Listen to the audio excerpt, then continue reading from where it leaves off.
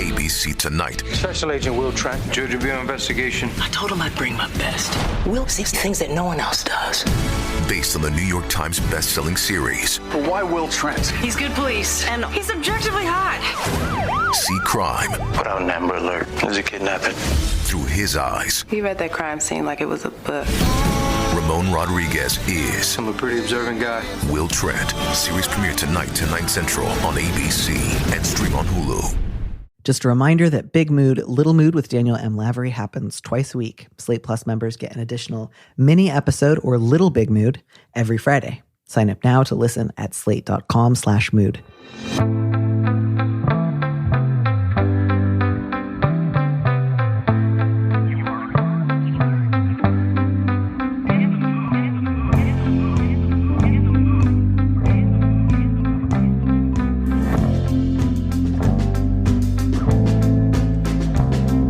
Hello and welcome back to Big Mood, Little Mood. I am your host, Danny Lavery, and with me in the studio this week is Frankie Day, who's a writer in her free time. She lives in Charlotte, North Carolina with her puppy and a middle-aged man named Claudio Simonetti. Frankie, welcome to the show. Thank you so much for having me. I'm really happy to be here. Tell me 2 things about your puppy right now. They are very cute and they are kind of naughty. That is exactly as it should be. That is exactly what I want in a puppy situation. Oh, yeah, of course. That's the thing about puppies. If you have a full grown dog, it's like, I mean, they're fun. They're great. But puppies get into trouble. They're running around. Every so often. Yeah. How's your middle-aged man? How's he doing? He's good. He was with me before, but he's gone now. I don't know where he got off to. But he was in the room. I don't know. He just kind of wandered off, as they do. I hope that wherever he is, he's safe and warm and in a comfortable environment. Yeah, he's probably just downstairs. Yeah, that sounds like a perfectly reasonable place for him to be. Well, I am really looking forward to answering some questions together today and just generally helping other people to improve their lives. Do you have anything like off the top of your head that you're sort of hoping to accomplish today? So I've been thinking about that, and I really, just to start, I want to say that you have taught me a lot about just being like radically empathetic to other people. Ooh, I'm radically empathetic. I love this. I used to read Dear Prudence, and I still do, and I read it. And I'd read the question and I'd think, oh, this is how I would respond. And then I'd read your response and I'd be like, oh, that is so kind. That is so wonderful. And so I think I've learned a lot about really being empathetic and thinking about things from another person's point of view. Mm-hmm. And I hope to use that skill today. And of course, I've been in therapy for the past year and a half, which has helped a lot. Well, that is fabulous. And now that I am as full of myself as I could possibly be, I think this is a beautiful moment to start answering questions. Would you mind reading our first letter? Absolutely. Subject, wishing for support. I am an educated, middle-class, single woman with a stable job. I recently earned a promotion that came with a raise that made it possible for me to adopt a child. I have been interested in adopting since I was a teenager. I'm now in my mid-30s. I love children, work in higher education, previously as a K-12 educator, and nannied during grad school. Plus, all 3 of my sisters have kids, and I have good relationships with all of them. I'm often the default babysitter at family functions. But when I asked my father and eldest sister to write letters of recommendation for the adoption process, they both said no. I've kept them in the loop about my plan to adopt over the last year, so I know they weren't surprised by the request. Based on our previous conversations, I had no idea they would be unsupportive. My dad told me he didn't believe that single parents could care for their kids and hold down jobs, and basically insinuated that I'd lose my job and be ruined if I adopted. He told me I was making a huge mistake. My sister told me that it wasn't the right time to adopt and that I should have a biological child since I wasn't too old. She also said that I had planned enough for how hard parenting is and criticized my plan to rely on the support of friends. I was extremely hurt by this. While my dad eventually apologized for the language he used, neither he nor my sister have reversed their decision. I always thought we were close, but it feels like they don't understand anything about me. I have the means and stability to take care of a child, even if it is by myself. How do I interact with people I feel have betrayed me? Is it okay for me to distance myself? Is it petty to avoid family events or vacations? I feel like I'm being a bad sister or daughter. Last, do I allow them to have a relationship with my child once I have adopted? What am I supposed to do? Oof, man, I feel so back and forth on this one because part of me feels just very like I want to be with the letter writer, like in her hurt feelings and kind of tend to that. And then there's another part of me that wants to like stay really practical and just figure out like, well, you got an answer. It wasn't the one that you were hoping for, but like, you got the information you need. How do you move ahead? And I'm not quite sure which one would be the most useful one to start with. Do you have any kind of opening thoughts or feelings on this one? I feel very similarly for this letter writer. I feel like they have put themselves out there with their family. They're doing something that could be considered non-traditional, and they were hoping for support that they didn't get. And so in a lot of ways, that can be really hurtful. I think you're right. I think that they probably have a couple of ways to move forward with this information. It will just depend on how they really want to go forward with it, how they feel that they will be best serving their plans and their future child in however they manage it. Yeah. Yeah. And, I just also really feel for this letter writer. So I guess I am going to be starting with feelings in terms of, some of that front loading information. Part of that was just sort of like she was doing for us the sort of spiel that she's been preparing for the adoption agencies, right? Which is like, here are my qualifications. Here's how I'm not totally naive. Here's my experience with kids. But I think especially that line about like, I'm the default babysitter at family functions really speaks to some of the like pain here, which is like, I'm good enough to take care of everybody else's kids that they didn't have to invite anyone else's feedback on, presumably none of your siblings or other relatives when they got married or had kids or got pregnant invited anyone, needed anyone else to like weigh in. So that it's like they also got to go through having kids in the way that the family doesn't question, whereas you do have to. And not only do you have to go through it, they decided to really take that opportunity to just weigh in. And how painful that can be, especially on top of like, I've really like shown up for you guys when it comes to helping to raise your kids. And that makes it additionally painful that you wouldn't, reciprocate. So letter writer, that makes a lot of sense to me. I think for me, at least where I would start with this is, again, I want to encourage this letter writer to find like useful, productive avenues for her feelings rather than just encourage her to like be mad forever. But certainly, I think, letter writer, it makes a lot of sense that you're hurt and angry, not least because you've been talking to your sister and your dad about your plan to adopt over the last year. That's a good point. Yeah, that's a great point. So again, I understand it's not like there's never a great time to say like, by the way, I don't think you should do this.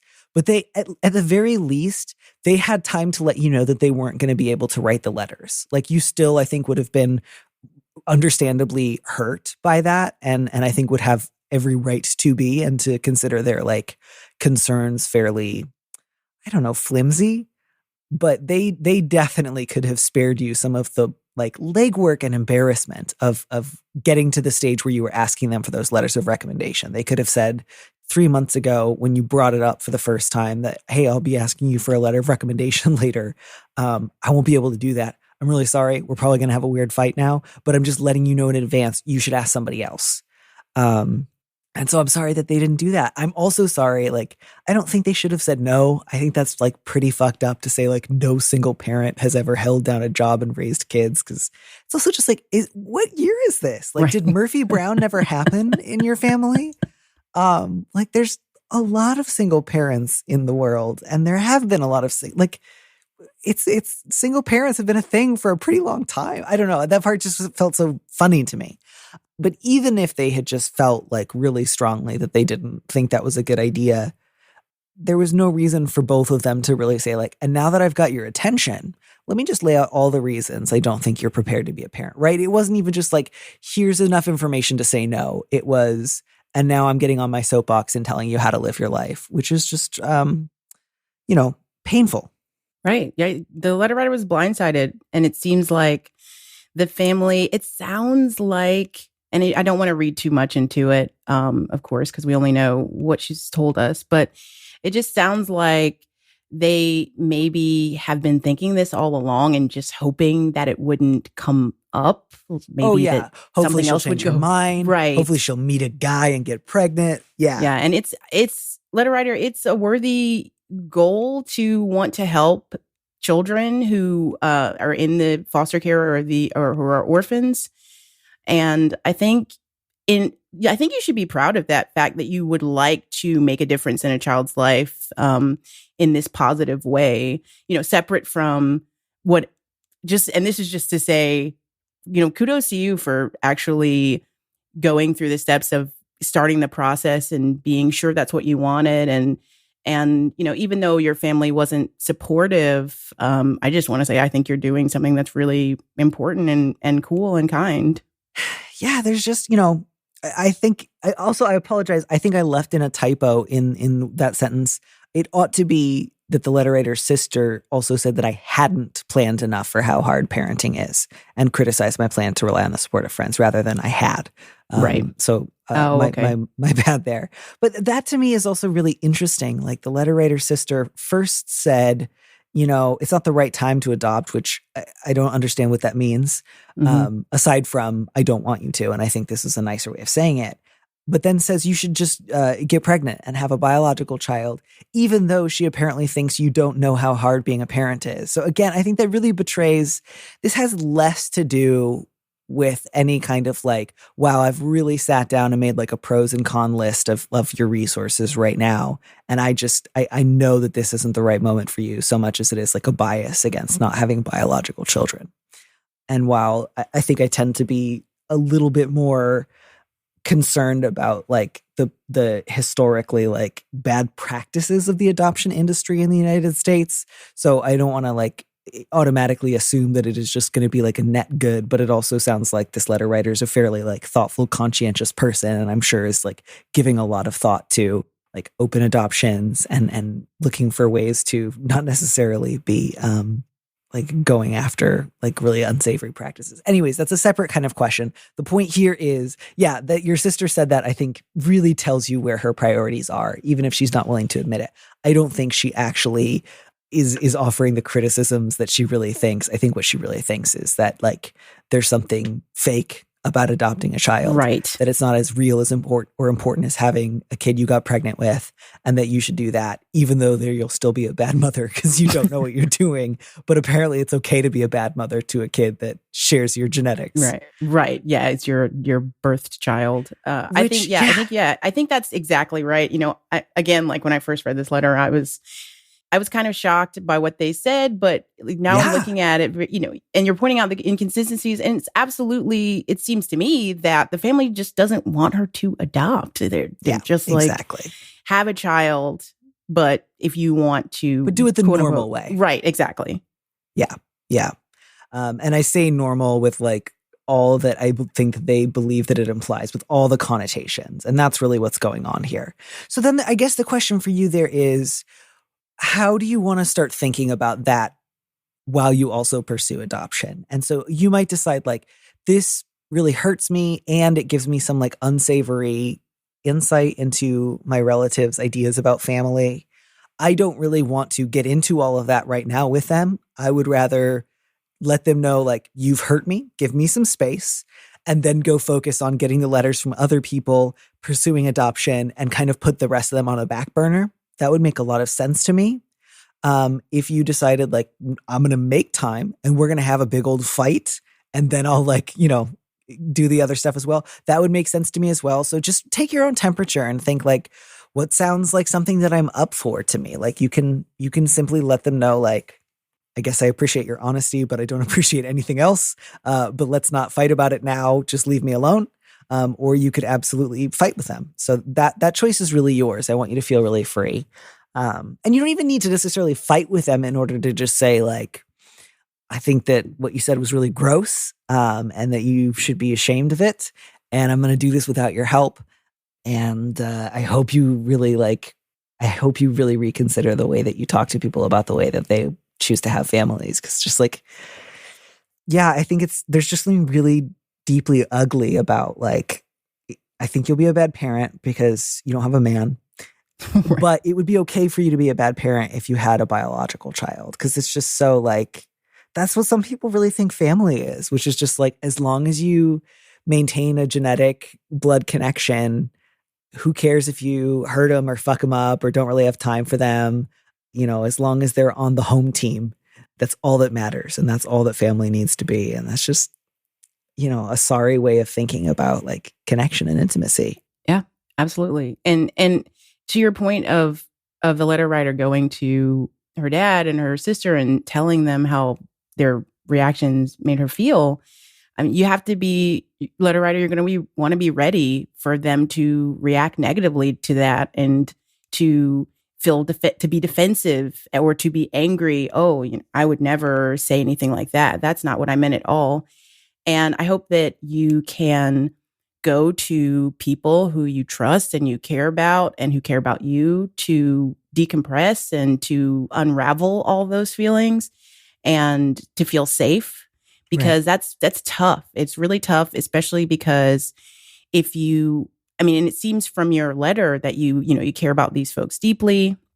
And it's hard when the people that you think, oh, hey, these are my family, I can trust them, I can depend on them, and they let you down in a way that is fundamentally, something that you maybe can't get around or get over. Yeah.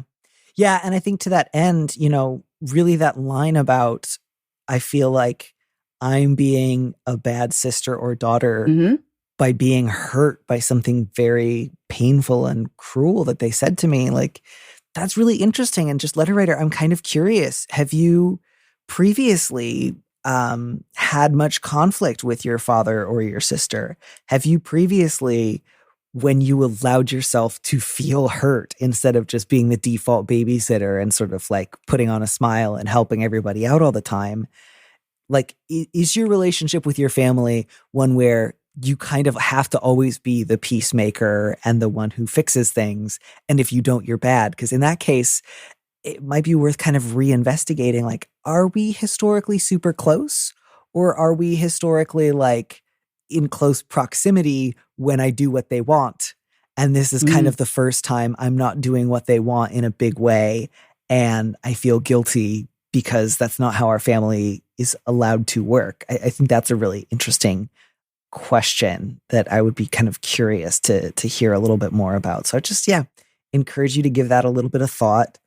I'm at least glad that your father apologized for some of the ways that he put this, but I think you're putting the cart before the horse when you say, do I allow them to have a relationship with my child once I have adopted? Because I hope I'm mistaken, but I want you to be really alive to the possibility that they're not going to want that. And that they're going to continue to offer judgment, negativity, and distance if you pursue adoption as a single parent. And so I get why that question at least makes you feel like, well, surely at some point they're going to apologize more. And once the baby is here, they're going to want to get to know my kid. But I think it's also really possible that they will always, or at least for a long time, treat your kid like an outsider, like somebody less important, like somebody who's not part of the family. And so I want you to really think about, actually, how will I protect my kid? And how will I look out for myself if the rejection continues and it doesn't actually follow, it's not actually followed by apology. Oh my gosh, what a beautiful baby. We can't wait to get to know your baby. Because I think there's a very real possibility that that's not what they're going to do. Sorry, that feels like such a downer. I just, I don't want you to get your hopes up that they're going to want to come around. And so to that end, is it petty to want to avoid family events or vacations? If it were like, maybe if you were doing it in like I don't know, if they invited you and you sent back an email that was just like, I'll never go on a vacation with you. I don't know. I'm trying to imagine a scenario in which you could behave in a petty way. And I can't come up with like a really concrete example just now, but like, no, you just asked your father and your sister for help starting, a new generation. And their response was, hell no. And here's why you're going to ruin your life if you do. And you're like, that kind of doesn't make me want to like go on a boat with you. That's not petty. That's reasonable. That's an appropriate response to what just happened. And so, I would certainly encourage you to speak calmly wherever you can, rather than like fly off the handle and call them a bunch of names, but take this seriously. And, tell them that they've hurt you. Tell them that you strongly disagree. Tell them that you hope that they learn to outgrow and set aside these like really hostile and outdated ideas.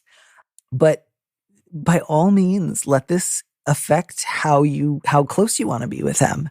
This is pretty big, serious stuff that has to do with like really basic character. And it is not like petty or thoughtless of you to let this change how you see them. And yeah, if they really do come around, I think it would be great to be open to that, but you can't come around for them. So like if they don't exhibit genuine remorse or genuine desire to make amends, don't do that work for them. Does that make sense? I think so. And, as an older sister, I'm not sure where the letter writer falls in the birth order. I can definitely identify with the feeling of, well, I've had a feeling and I've expressed that feeling and it's made somebody unhappy. So now that's my problem. And something that my therapist says all the time and something that I tell people all the time is feel your feelings. If you're hurt by it, feel the feelings that you have about it. And, the questions that the letter writer asks, how do I, is it okay for me to distance myself? Can I avoid family events? I think if they've hurt you, that's valid. You should feel the way you feel about it and let that guide you going forward. And, if it makes you feel any better, I don't think you have anything to feel guilty about. Far from it. Yeah. And just again, to that end, like, you don't have to make any permanent decisions about whether or not they're ever going to meet a future kid of yours. So maybe that will help like lighten some of the pressure that you're feeling right now.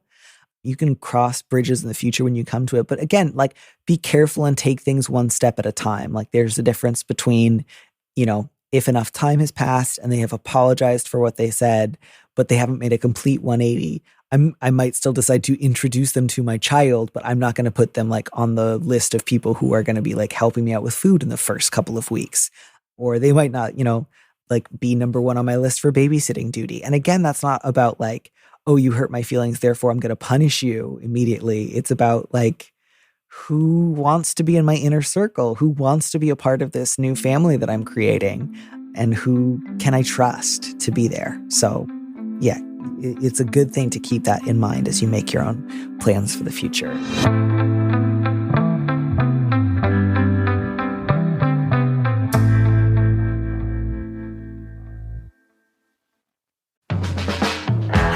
I'm Florence Given, the best-selling author of the book Women Don't Owe You Pretty and Girl Crush, and this is my podcast, Exactly. Join me as I connect with fascinating guests from authors, cultural commentators, doctors, thought leaders to psychologists, celebrities, and comedians. And guess what? We're back to do it all again in season 2 with the likes of the holistic psychologist, Victoria Scone, and Iona David, to name a few. Season 2 of Exactly podcast out now wherever you get your podcasts.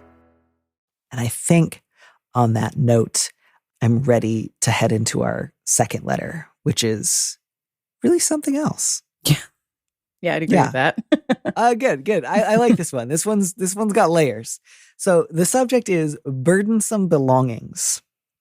About 4 years ago, the guy I was dating mentored a college student at his workplace.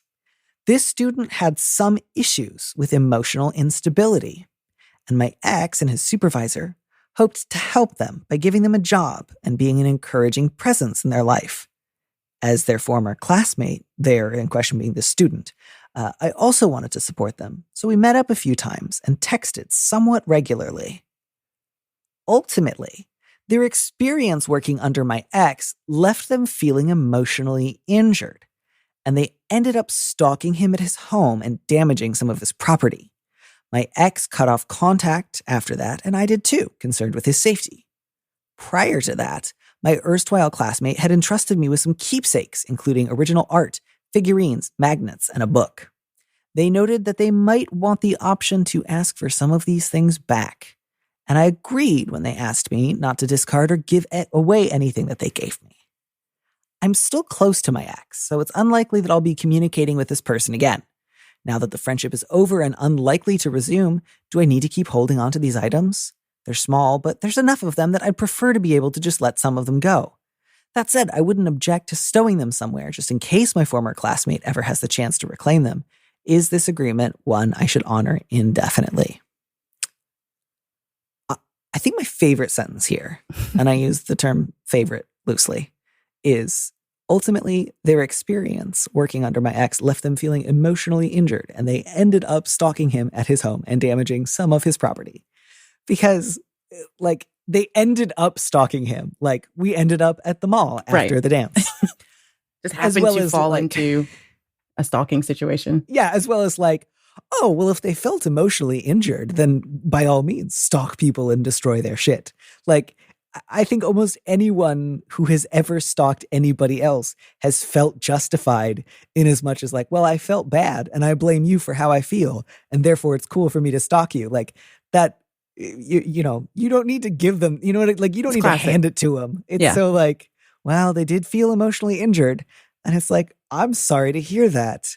That's not an interesting or relevant point. I'm a little worried that you're going to be the weak link around keeping the stalker away from your ex. So yeah, that sentence really gave me pause. I would go ahead and when I'm describing that situation in the future, I would leave out they felt emotionally injured, so they decided to stalk him. And I would just go with they decided to stalk him and destroy his stuff. I think that covers Just it. Yeah, I think that's pretty accurate. Yeah. Yeah, I hope that the student in question gets some help and stops stalking people. Letter writer, they absolutely gave you that stuff so that they would have an excuse in the future to come back around, try to use you to get to your now ex. That was on purpose. That was calculated. Like most people don't give someone else a bunch of like their shit and then say, here's all my artwork and a bunch of important figurines. I want you to hold on to this for maybe the rest of your life, but at any time I might come. Like that's shit a Viking would do in like a song of old. Like that is not normal behavior. That is something that you do when you are like unstable, unwell, and you want to like create a bunch of little time bombs for the future so that you can be sure, well, if I start stalking this guy and I blow up stuff at his house, I'm probably not going to be allowed to hang out anymore. So therefore I'm going to like leave little heirlooms with all of his like close friends and partners so that in the future I can show up again like Rumpelstiltskin and be like, you kept a promise, or like, you must keep your promise to me. Yeah.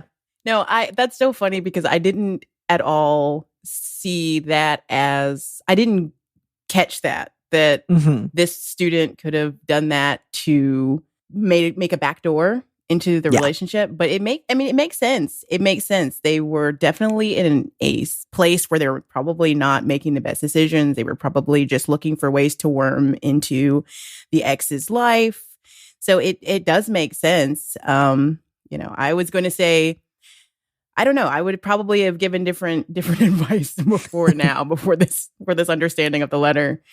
But I will say that even if the relationship had ended on great terms and you two were, friends, but you just hadn't probably really talked in a long time, I don't know. I would feel comfortable getting rid of the stuff without saying anything. I mean, it kind of may depend, but I would say, okay, I'd donate it or give it away or whatever, just because if somebody hasn't made an attempt to reach out and get stuff that it's been a while that you've had it, it's probably not that important to them. And, you can think about it either way you want, any way you want, but it seems to me that they probably wouldn't need it. And that's just in a perfectly reasonable, not all this extra stuff going on kind of situation. And in that situation, I would probably say like, you can let somebody know, hey, I'm going to get rid of this stuff in the next 2 weeks. So if you want it before then, you can come by. Otherwise, I'm just going to leave it out on the sidewalk or like donate it to a Goodwill or whatever. If this person hadn't stalked your ex and damaged their stuff, given that they did, I would also, letter writer, I would really encourage you not to say things like, it's unlikely that our friendship will resume. Again, I think you could go ahead and say, I don't want to be friends with somebody who stalks their like colleagues. I don't know. That's you know, fair. Maybe That's a fair line to draw. maybe you do. Like I don't know. Like, but like, yeah. Regardless, I think that they did this on purpose, and I think you should get rid of it. And I don't think you should contact them. I don't think this person is like well. I don't think it would be safe for you or your ex to try to reestablish contact with them. I think they need to continue to give you both a wide berth, and you are not beholden to unreasonable promises that are like indefinite, that people try to coerce you into before they stalk your partner. So throw away the stuff. Don't feel bad about it. Do not call that person, and hope that they're, you know, getting good treatment and they don't stalk other people in the future. But that's it. Real simple, real easy. Don't like put some of them in storage or like hope that someday they'll arrive and like ask you a bunch of riddles and then you can like, you know, discharge your fairy tale promise. Like it's done. It's you don't get to, you know, it's like you could either ask me to hold on to your stuff or you could blow up my boyfriend's car. You chose to blow up my boyfriend's car so you don't get your stuff back. You know? Definitely. I think that's a very reasonable trade-off. And it's really just my general etiquette, I think, around stalkers of like your former partners that you're on good terms with. I think it's fair. Yeah. Do you have any formal stalking policies? I don't. I've never been stalked. I've never stalked anybody. So I hope that streak continues. I would definitely say that when you have a situation where somebody is giving you undue attention and they won't leave you alone, you have to just, you know, you have to do everything you can to protect yourself. And, you know, if people in your circle can do that too, then you're going to be much safer. So I think bringing your friends into it, letting your friends know. I think you actually answered a letter from somebody who had been stalked by somebody in their college, and that person, their stalker, had used their friend group to kind of worm their way back into the letter writer's life in a way. And that kind of thing is scary. So yeah, get your friends involved, in general, if you have any kinds of issues, get your friends involved and let them know, and they'll be eyes and ears for you.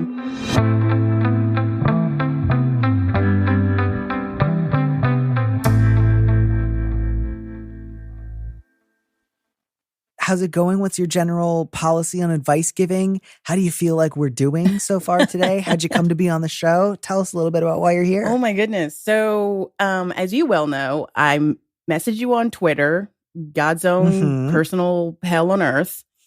And I was like, hey, Danny, I love your stuff. I think you're great. I want to be on your podcast, but I don't have anything to promote. And you were like, I don't care. Come be on my podcast.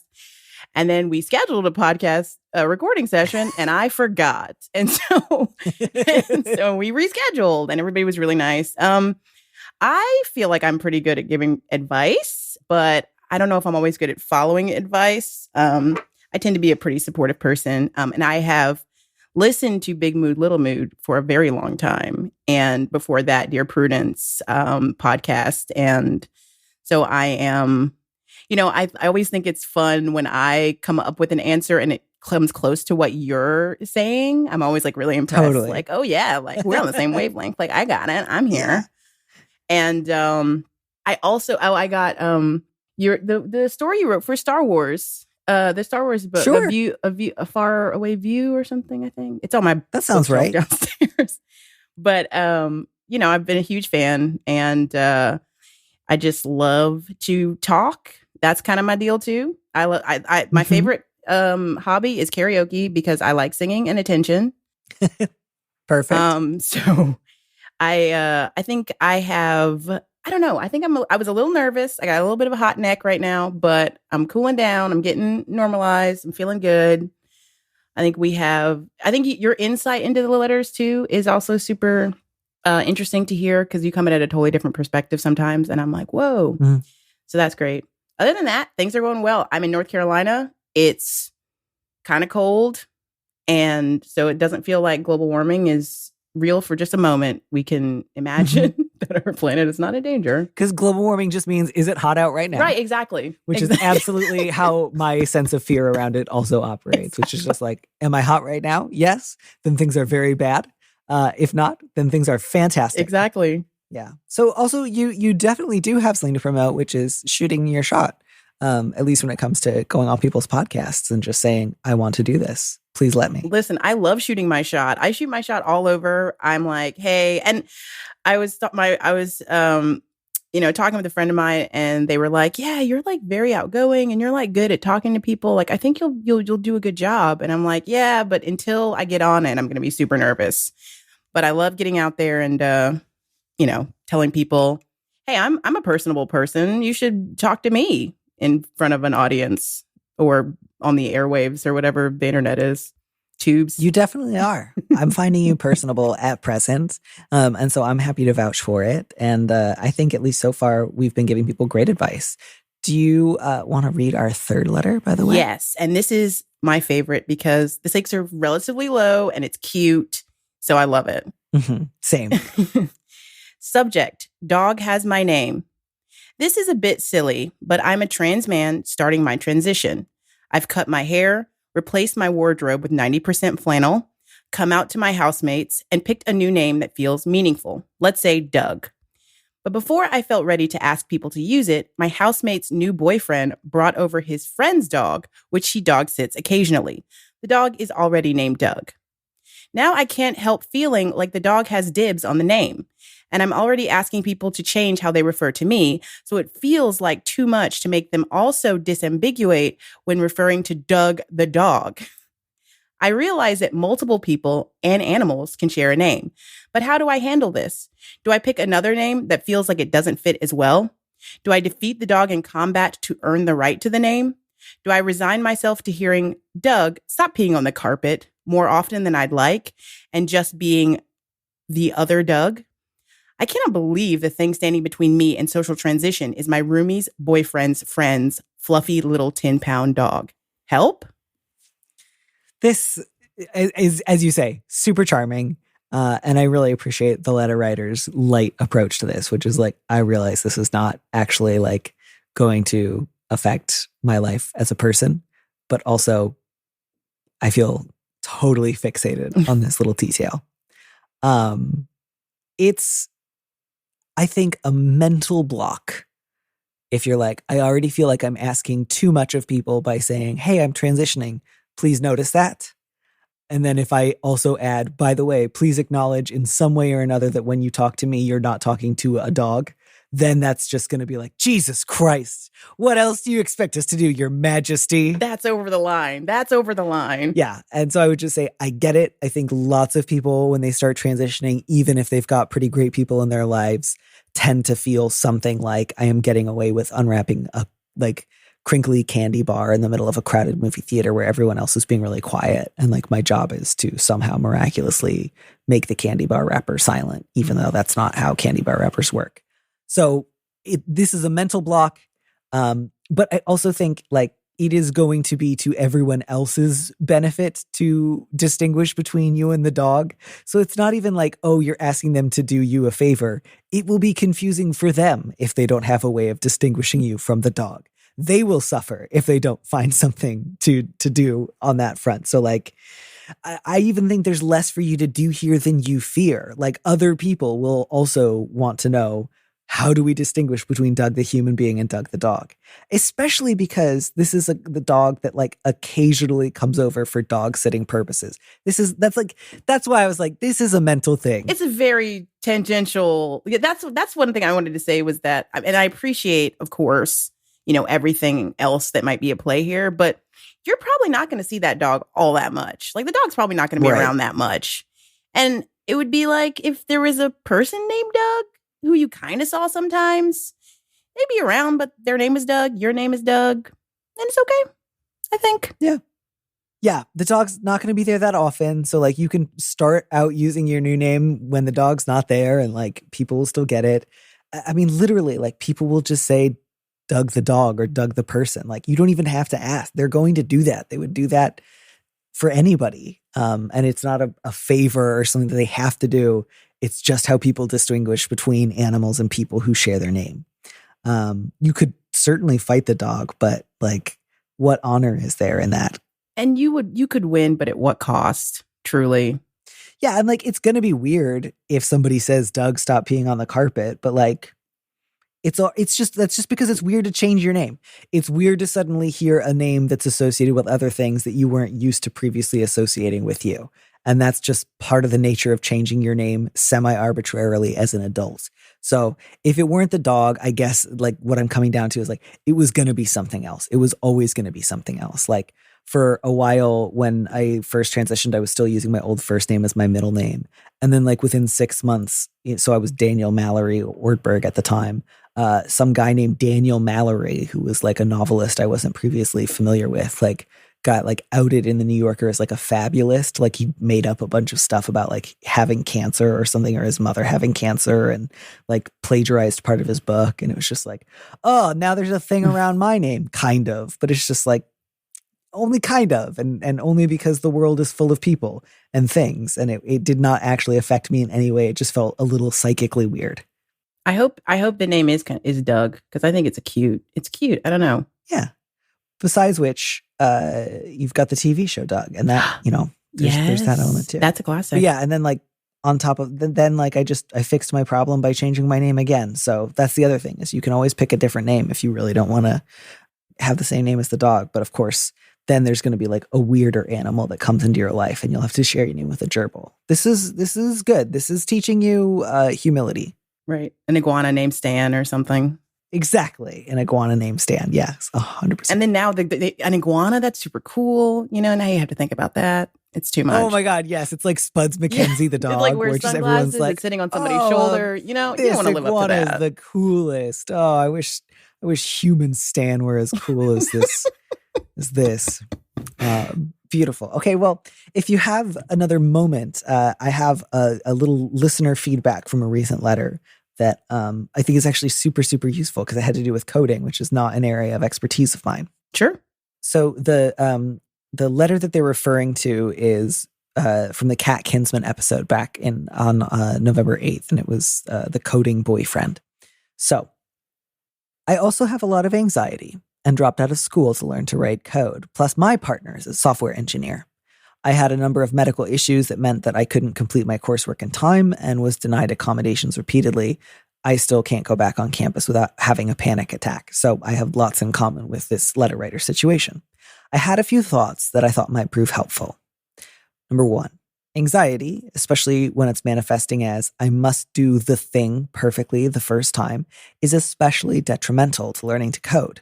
Doing something sort of sloppily and then refining it is often the fastest way to solve a problem. There's a reason that Mark Zuckerberg's motto was move fast and break things, although that's not an endorsement of either Mark Zuckerberg or Facebook, or of applying this model to large-scale in-production websites that impact millions of people. Thank you for all of those caveats, letter writer. Unlearning the need to know everything about a problem before I start trying to solve it has seriously improved my pace, because once you have started figuring out where the pain points are in your rough draft solution you can start refining it to not break those things. But trying to anticipate them often means going down numerous rabbit holes of comp sci documentation that may or may not end up being relevant, and that's where the time goes. While it's entirely possible that the letter writer's partner isn't destined to be a programmer, there's a world where his speed is mostly being impacted by his anxiety, and he could be a perfectly competent programmer. 2, there are lots of options for this person to get outside guidance besides their partner. There are many web development boot camps that have especially good reputations, and while it can be harder to get your foot in the door without a degree, it's definitely possible. I'm in Canada, where some options here include Juno College, Lighthouse Labs, and Brain Station. These programs can be expensive, but a lot of them have options for a payment plan or for non-payment until you get a job with a salary above a certain amount. There's also nonprofits that are targeted at underrepresented groups, since the letter writer and his partner are part of the Alphabet Mafia. In Canada, the biggest ones that come to mind is Canada Learning Code, which was originally targeted at women, but since their name change, are now trying to prioritize more underrepresented groups in tech. I'm not sure where the letter writer and his partner live, but I'm certain that if they live in a big city, a search for similar boot camps or programs in their area would yield results. I realize I've just written a comically long letter, but as I've been in the same position as the letter writer's partner, I felt the need to share. Thank you so much. I'm so glad that you did share, and I'm so glad that you shared so thoroughly, because that's just tremendously helpful, and none of that was information that I would have been able to share the letter writer. So thank you so much. And Frankie, that's it. I don't have any other strangers' problems that I want to answer with you today. So I'm just going to release you back into the delights of Northern Carolina. Yeah. North Carolina. Well, I appreciate it. Thank you so much for having me. As always, your dulcet tones have soothed me in a way that no beverage can compare. Oh, shucks. And I think we really did a great job. So thanks again for having me. I appreciate it. Absolutely. Have a fabulous rest of your day. Enjoy the seasonable cold. And I'll talk to you again soon. Cool.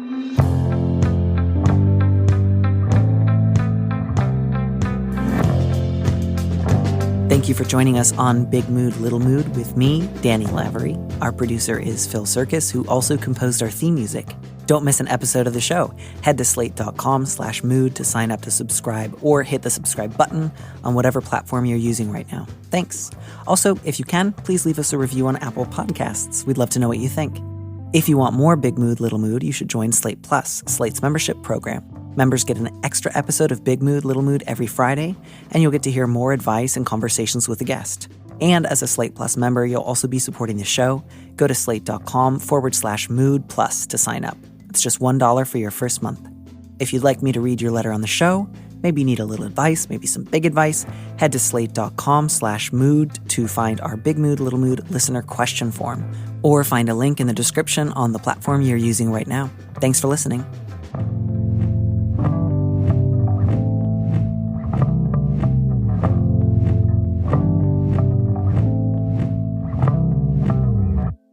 And here's a preview of our Slate Plus episode coming this Friday. It's not even just like a feeling. It's like everything is structurally set up to continue. Mm-hmm. So it's not even like, oh, we just need like better fathers in place. It's just like, well, systems without oversight don't tend to breed excellent authority figures.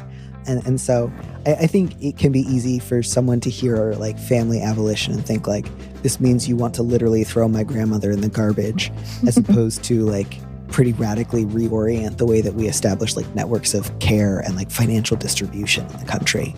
To listen to the rest of that conversation, join Slate Plus now at slate.com/mood.